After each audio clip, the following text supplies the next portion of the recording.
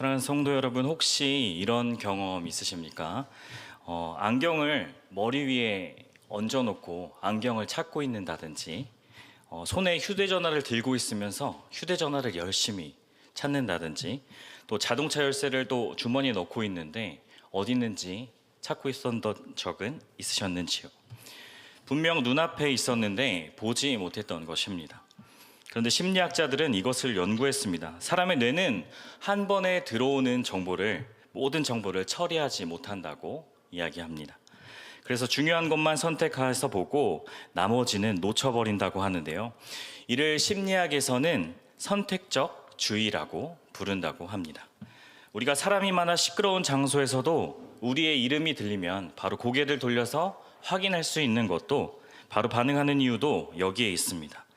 수많은 소리가 있지만 내가 중요하다고 생각하는 것만 듣고 있다는 것입니다. 문제는 우리의 시선이 어디에 집중되어 있는가입니다. 경제적인 어려움에 집중하면 두려움이 커집니다.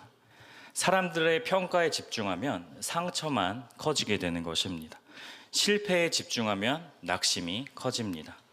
하지만 하나님께 집중하면 바로 소망이 보이게 되는 것이죠. 바울은 에베소 교회를 위해 기도합니다. 너희 마음의 눈을 밝히사. 하나님께서 일하고 계시다는 것을 보게 해달라는 것입니다. 사실 하나님께서는 늘 일하고 계셨습니다. 문제는 하나님이 안 계신 것이 아니라 우리가 다른 곳을 보고 있었다는 것입니다. 17절에 이렇게 기록하고 있습니다. 지혜와 계시의 영을 너희에게 주사 하나님을 알게 하시고. 바울은 알고 있었습니다. 하나님을 바로 알게 되면 인생이 달라진다는 것을요. 하나님을 알게 되면 상황을 바라보는 눈이 달라진다는 것을 바울은 이미 알고 있었습니다. 오늘 본문은 결국 하나님을 아는 사람의 삶이 어떤 삶인지 보여주는 말씀인 것입니다. 오늘 본문인 에베소서는 바울이 로마 감옥에서 기록한 옥중서신 중에 하나입니다. 지금으로부터 약 1950년 전 1세기 중반의 일입니다. 바울은 자유로운 사람이 아니었습니다. 지금 이 편지를 전할 때는 감옥에 갇혀 있었습니다. 그러나 놀랍게도 에베소서에서는 원망의 표현이 나타나는 곳이 없습니다. 불평이 없습니다. 오히려 찬양과 감사가 나타나고 있습니다. 왜냐하면 바울은 환경보다 하나님을 더 크게 의지하고 또 더 크게 보고 있었기 때문입니다. 에베소는 당시 로마 제국 아시아 속주의 가장 큰 수도 중에 한 도시였습니다. 당시 세계적인 항구 도시였고 거대한 대극장이 있었고 무려 사람들이 25만 명 정도나 되는 사람들이 거주하고 있었습니다. 세계적인 3대 도서관 중에 한 도서관이 또 있었고 무엇보다 아르테미스 신전이 있었습니다. 이 신전은 고대 세계 7대 불가사의 중에 하나였습니다. 에베소 사람들은 아르테미스 여신을 섬겼습니다. 또한 주술과 마술을 매우 신뢰했던 사람들이었습니다. 우리가 사도행전 19장을 살펴보면 많은 사람들이 회심한 이후에 마술책을 불태우는 사건이 사도행전 19장에 나타납니다. 그만큼 에베소는 영적인 두려움이 가득한 도시 중에 한 도시였던 것입니다. 귀신을 두려워했습니다. 악한 영들을 두려워했습니다. 그리고 운명을 두려워했습니다. 그리고 가장 큰 권력을 두려워했습니다. 그런 성도들에게 바울은 이렇게 기도합니다. 하나님을 알게 하소서. 왜냐하면 하나님을 알게 되면 두려움보다 하나님이 더 크게 보이기 때문입니다. 사실 오늘 본문 15절부터 시작되는 이 바울의 기도는 갑자기 나온 것이 아닙니다. 오늘 본문 1장 3절부터 14절까지 바울은 이미 우리에게 주신 은혜를 설명하고 있었습니다. 창세전에 우리들을 택하셨고 또 예수님의 피로 우리를 구속하셨습니다. 그리고 성령으로 우리들을 인치셨다는 것을 앞에서 계속 말씀하고 있었습니다. 그런데 문제는 성도들이 그 은혜를 다 누리지 못하고 있다는 것입니다. 그래서 바울은 기도합니다. 새로운 은혜를 달라는 것이 아니라 우리가 이미 받은 은혜를 깨닫고 더욱 하나님을 알게 해달라고 바울은 오늘 이렇게 기도하고 있는 것입니다. 이런 환경 속에서 성도들이 믿음을 지킨다는 것은 결코 쉬운 일이 아니었습니다. 그럼에도 바울은 그들의 믿음과 사랑을 칭찬합니다. 주 예수 안에서 너희 믿음과 모든 성도를 향한 사랑을 나도 들었다라고 오늘 본문은 초반에 이렇게 이야기하고 있습니다. 믿음도 있었고 사랑도 있었습니다. 그런데 바울은 여기에서만 만족하는 것이 아니었습니다. 왜냐하면 믿음의 시작보다 중요한 것은 믿음을 잘 지키는 것과 더 나아가서 그 믿음을 성장하는 것이 중요한 것이라고 생각했기 때문입니다. 신앙생활은 하나님을 알아가는 여정입니다. 그래서 바울은 그들이 하나님을 더욱더 깊이 알게 되기를 오늘 계속해서 기도하고 있는 것입니다. 오늘 주시는 말씀을 통해 하나님의 부르심을 다시 한번 우리 다 같이 되새기는 시간이 되기를 간절히 소망합니다. 첫 번째로 하나님을 알수록 우리의 미래가 달라지게 됩니다. 18절의 말씀에 보면 너희 마음의 눈을 밝히사 그의 부르심의 소망이 무엇이며 라고 말씀하고 있습니다. 바울은 가장 먼저 부르심의 소망에 대해서 알게 되기를 기도하고 있습니다. 왜 하필 많은 기도 중에 그들에게 소망을 달라고 기도하고 있을까요? 사람은 미래를 잃어버릴 때 무너지기 때문입니다. 실패 자체가 사람을 무너뜨리는 것이 아닙니다. 고난 자체가 사람을 무너뜨리는 것도 아닙니다. 더 이상 우리가 기대할 미래가 없다고 생각할 때 우리는 그때 비로소 사람은 무너진다라고 합니다. 실제로 정신의학과 심리학 분야에서도 비슷한 연구 결과들이 있습니다. 제2차 세계대전 당시에 나치 강제 수용소에서 살아남았던 정신과 의사 중에 한 사람인 빅토르 프랑클은 이런 말을 남겼습니다. 인간은 왜 살아야 하는지를 알면 거의 모든 고통에서 견딜 수 있다라고 이 의사는 이야기했습니다. 그는 수용소에서 많은 사람들을 관찰했습니다. 그리고 체력이 가장 강한 사람이 끝까지 살아남은 것도 아니었고 또 젊은 사람이 반드시 살아남은 것도 아니었습니다. 오히려 살아야 할 이유를 잃어버린 사람들이 제일 먼저 무너졌다라고 이야기하고 기록하고 있습니다. 사람은 음식만으로 사는 존재가 아닙니다. 바로 희망으로 살아가는 존재임을 우리들은 알 수 있습니다. 그래서 하나님은 우리에게 미래를 보여주시는 것입니다. 그래서 사탄은 언제나 우리의 시선을 현재에 묶어두려고 애쓰고 있습니다. 지금의 문제, 그리고 지금의 상황, 그리고 지금의 실패만 보게 사탄은 우리들을 미혹하고 있습니다. 그러나 하나님은 언제나 미래를 말씀하고 계십니다. 생각해 보십시오. 이스라엘 백성이 출애굽하고 광야를 걸을 때 하나님께서는 그 백성들에게 만나만 주신 것이 아니었습니다. 약속의 땅을 그들에게 약속하시고 그들에게 보여주셨던 것이죠. 놀라운 사실은 이 기도를 하고 있는 사람이 누구냐는 것입니다. 바로 누구입니까? 이 기도를 하고 있는 사람은 바로 자유인이 아닙니다. 감옥에 갇혀 있는 바울입니다. 그런데 바울은 감옥에서 오히려 성도들이 부르심의 소망을 알게 해달라고, 그 사랑하는 성도들이 부르심에 대한 소망을 다시 한번 알게 해달라고 기도하고 있습니다. 왜냐하면 바울은 계속해서 반복해서 말씀하지만 알고 있었습니다. 무엇을요? 사람은 환경 때문에 무너지는 것이 아니라 소망을 잃을 때 무너진다는 것을 말입니다. 바울이 현재 감옥에 있을 때도 하나님은 바로 바울의 문제를 해결해 주신 것이 아니라 먼저 바울에게 하나님의 나라를 보여주셨습니다. 그리고 바울은 부르심을 보고 있었습니다. 왜냐하면 하나님을 아는 사람은 현재보다 미래를 보기 때문입니다. 여기서 부르심이라는 단어는 단순히 직분을 의미하지 않습니다.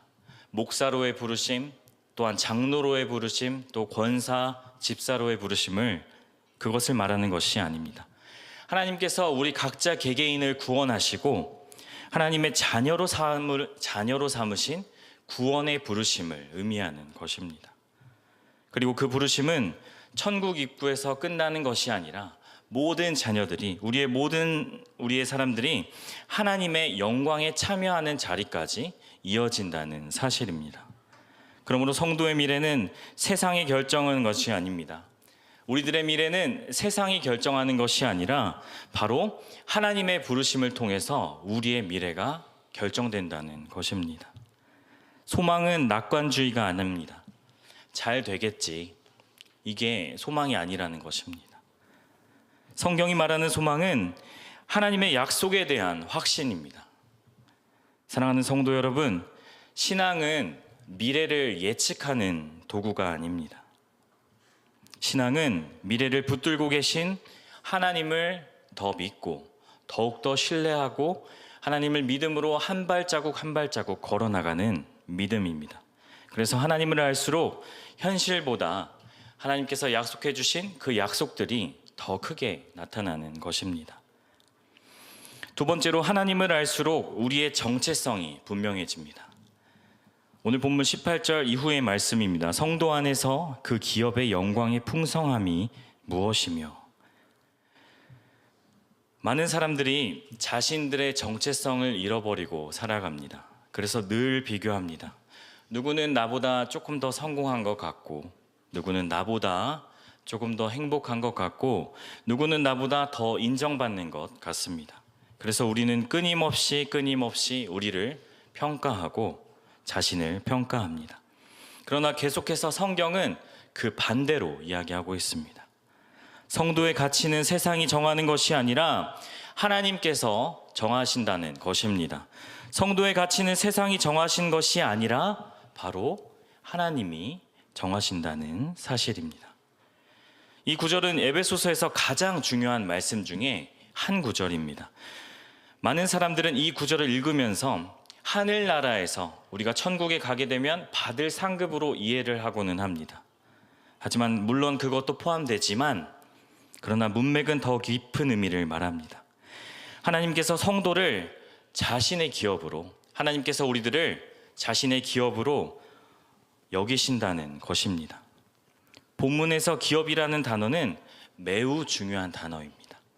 구약에서 나타난 하나님은 이스라엘을 자신의 기업이라고 부르셨습니다. 신명기 32장 9절을 보면 여호와의 분깃은 자기 백성이라 라는 말씀이 나타납니다. 분깃은 상속받은 소유를 의미합니다.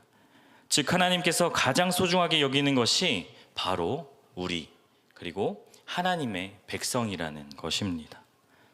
바울은 이 개념을 교회에다가 적용을 하고 있습니다. 우리는 하나님께서 소유하신 백성입니다. 하나님께서 기뻐하시는 백성입니다. 더 나아가서 하나님께서 포기하지 않으시는 우리 백성이라는 것입니다. 이것이 얼마나 놀라운 은혜입니까? 우리는 종종 하나님이 우리에게 무엇을 주시는지에만 관심을 가지고 살아갑니다.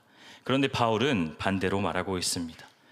하나님께서 너를 얼마나 귀하시게 여기시는지 알게 되기를 나는 원한다. 사랑하는 성도 여러분, 십자가는 우리의 가치 선언문과도 같습니다. 예수님께서 십자가에서 죽으셨다는 것은 우리가 그만큼 소중하다는 뜻입니다. 독생자를 내어주실 만큼 사랑하셨다는 뜻입니다. 세상은 끊임없이 우리에게 묻습니다. 너는 무엇을 이루었는가? 그렇지만 반대로 하나님은 우리에게 묻습니다. 너는 누구의 것이냐?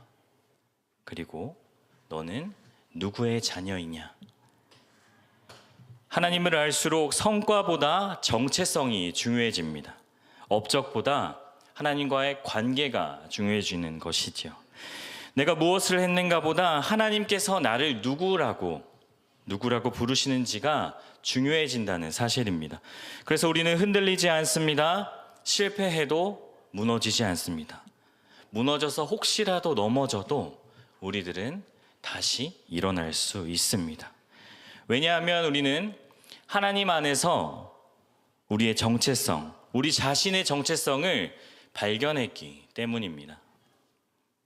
하나님을 알수록 비교가 줄어듭니다. 하나님을 알수록 우리의 열등감은 줄어듭니다. 왜냐하면 내가 속한 것은 나는 하나님의 자녀이기 때문입니다.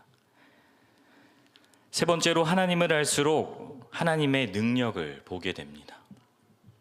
19절에 믿는 우리에게 베푸신 능력을 지극히 크심이 어떠한 것을 라고 나타나고 있습니다. 바울은 여기서 하나님의 능력을 설명하기 위해 능력을 뜻하는 단어를 계속해서 연달아서 사용합니다. 능력, 역사, 힘, 위력과 같은 하나님의 능력에 대한 단어들을 계속해서 이야기하고 있습니다. 마치 인간의 언어로는 하나님의 능력을 다 설명할 수 없다는 듯이 계속해서 강조하고 있습니다. 그런데 바울은 그 능력을 추상적으로 설명하지 않습니다. 20절에서 그 능력을 다시 정의합니다. 죽은 자들 가운데서 다시 살리시고, 바로 부활의 능력입니다. 예수님을 살리신 능력입니다. 죽음을 이긴 능력입니다. 바로 사망을 무너뜨린 능력입니다. 성경은 우리에게 하나님이 강하다고 말하지 않습니다. 부활하셨다고 말하고 있습니다. 왜냐하면 죽음을 이긴 능력보다 더 큰 능력은 없기 때문입니다. 당시 에베소 사람들은 두려움이 많았습니다. 귀신을 두려워했습니다. 그리고 마술을 또 두려워했습니다. 로마 황제를 두려워했습니다. 그리고 많은 우상들을 두려워했습니다. 그런데 바울은 말합니다. 모든 통치와 권세와 능력과 주권 위에 뛰어나게 하시고, 예수님은 로마 황제보다 높으신 분이었습니다. 예수님은 세상의 모든 권세보다 높으신 분입니다. 예수님은 모든 영적인 존재보다 높으신 분이십니다. 그리고 그 능력이 지금 현재도 우리 안에서 역사하고 계신다는 사실입니다. 바로 이것이 복음입니다. 부활은 과거에만 나타난 사건이 아니라는 것입니다. 과거에도 계셨고 현재에도 계시고 미래에도 계십니다. 그리고 그 능력이 지금도 우리 안에서 지금도 역사하고 계신다는 사실입니다. 이것은 바로 얼마나 놀라운 사실인지 모르겠습니다. 부활은 과거 사건이 아니고 현재 진행형입니다. 하나님은 오늘도 꺼져가는 불을 살리고 계십니다. 식어진 믿음을 살리십니다. 그리고 무너진 마음을 회복시키십니다. 절망 가운데 있는 사람에게 소망을 주시는 분이십니다. 그래서 하나님의 자녀인 우리는 우리 자신의 힘으로 사는 사람이 아닙니다. 부활의 능력으로 살아가는 사람입니다. 하나님을 알수록 우리가 가지고 있는 문제는 작아지고 상황은 여전히 같을 수는 있지만 하나님은 점점 더 우리 가운데 커지는 것을 발견해야 하는 것입니다. 하나님을 바라보는 시선이 달라져야 합니다. 두려움은 줄어들고 믿음은 커져야 된다는 것입니다. 바로 왜 그러냐면 문제보다 크신 하나님을 우리들은 바라볼 수 있기 때문입니다. 오늘 본문에서 바울은 계속해서 에베소 교회를 위해 기도하고 있습니다. 더 많이 갖게 해달라고 기도하고 있지 않습니다. 더 성공하게 해달라고 기도하고 있지 않습니다. 그리고 더 편하게 살게 해달라고 바울은 기도하고 있지 않습니다. 오직 어떻게 기도하고 있냐면 내가 아는 하나님을 더욱더 알게 해달라고 기도하고 있는 것입니다. 왜냐하면 하나님을 알수록 부르심의 소망이 보이고 하나님 안에서 자신의 정체성이 보이고 더 나아가서 하나님의 부활의 능력이 보이기 때문입니다. 결국 우리가 신앙의 깊이라고 하는 것은 얼마나 많은 것을 가졌느냐가 아니라 얼마나 하나님을 깊이 아느냐에 달려있다는 것입니다. 그리고 하나님을 알아갈수록 우리의 눈은 현실에서 하나님께로, 그리고 문제에서 소망으로, 두려움에서 능력 가운데로 옮겨가게 되는 것입니다. 사랑하는 성도 여러분, 세상은 더 많은 정보를 우리에게 계속해서 배우라고 이야기하고 있습니다. 그러나 오늘 말씀에 나타난 성경은 하나님을 더욱더 알라고 말합니다. 중요한 것은 하나님을 알게 될 때 우리가 살아가야 할 방향이 보이기 때문입니다. 우리가 지금 아는 것에 넘어서 더욱더 계속해서 하나님을 알아가기를 소망하라라는 것입니다. 우리는 환경이 바뀌면 행복할 것이라고 생각합니다. 문제가 해결되면 평안할 것이라고 생각을 하게 됩니다.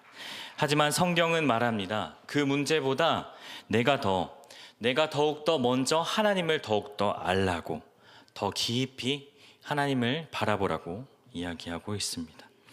하나님을 알수록 소망이 생깁니다. 하나님을 알수록 내 가치가 분명해집니다. 그리고 하나님을 알수록 부활의 능력을 경험하게 되는 것입니다. 삶을 살아갈수록 깨닫는 것이 있습니다. 행복한 사람과 불행한 사람의 차이가 얼마나 많이 가졌는가에 있지 않다는 것입니다. 얼마나 많이 아는가에 있는 것도 아닙니다. 얼마나 높은 자리에 올랐는가에 있는 것도 아니라는 것입니다. 바로 얼마나 우리의 삶 가운데 하나님을 얼마나 신뢰하고 살아가는지, 또 같은 상황에서도 어떤 사람은 무너지지만 어떤 사람은 견디고 있습니다. 같은 눈물을 흘리면서도 어떤 사람은 절망하고 어떤 사람은 그 가운데서도 소망 가운데 있습니다. 그 차이는 바로 하나님 때문입니다. 하나님을 아는 만큼, 그리고 하나님을 신뢰하는 만큼 삶을 바라보는 눈이 달라지기 때문입니다. 생각해보면 우리가 인생을 살아가면서 인생의 끝자락에서 붙들고 갈 수 있는 것은 생각보다 많지 않습니다. 그런데 끝까지 남는 것이 하나 있습니다. 바로 하나님은 끝까지 포기하지 않으시고 나를 붙들었다는 믿음입니다. 그리고 인생의 마지막에서 가장 아름다운 고백은 이것이 될 것입니다. 나는 하나님을 다 이해하지 못했습니다. 하지만 하나님은 단 한 번도 실수하지 않으셨습니다. 오늘 바울은 에베소 교회를 위해 계속해서 기도합니다. 하나님을 알게 하소서. 사랑하는 성도 여러분, 우리의 믿음이 지금보다 더욱더 깊어지기를 소망합니다. 문제가 없는 삶이 아니라 하나님을 더욱더 깊이 아는 삶. 어떻게 해요? 깊이. 상황이 좋아지는 삶이 아니라 어떠한 상황 속에서도 하나님을 신뢰하는 삶. 오늘도 하나님께서 우리들의 마음의 눈을 밝히셔서 부르심의 소망을 보게 하시고 하나님의 사랑 안에서 우리들의 가치를 다시 한번 발견하게 하시고 부활의 능력으로 살아가시는 믿음의 사람들 되게 하시기를 주님의 이름으로 간절히 축원합니다. 오늘 말씀